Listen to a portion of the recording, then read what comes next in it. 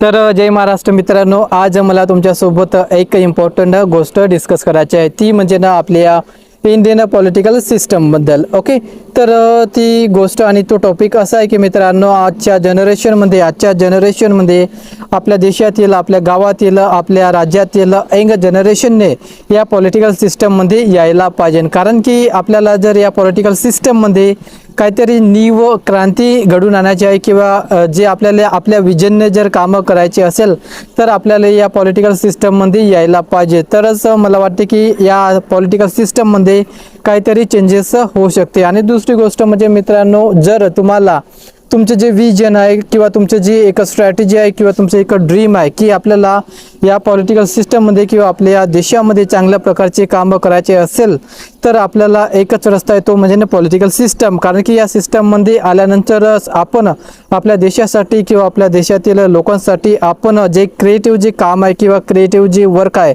ते आपण आपल्या देशातील लोकांसाठी करू शकतो किंवा जे आपण लोकांसाठी डेव्हलपमेंट म्हणतो ते सुद्धा आपण काम या ठिकाणी जाऊन करू शकतो. आणि दुसरी गोष्ट म्हणजे पीपल वेलफेअर किंवा सिटीजन्स वेलफेअर ते आपण या सिस्टममध्ये गेल्यानंतरच करू शकतो. तर त्यासाठी मी कंटिन्युअसली तुमच्यासोबत व्हिडिओज शेअर करत जाणार आणि लोकांपर्यंत जाऊन त्यांच्या जे समस्या आहे किंवा त्यांचे जे प्रॉब्लेम्स आहेत ते तुमच्यापर्यंत पोहोचवण्याचे प्रयत्न करणार. ओके, तर मित्रांनो, आपण कंटिन्युअसली या माझ्या यूट्यूब चॅनलमध्ये किंवा इंस्टाग्राम पेजमध्ये किंवा फेसबुक पेजमध्ये आपण कंटिन्युअसली आपण भेटूया.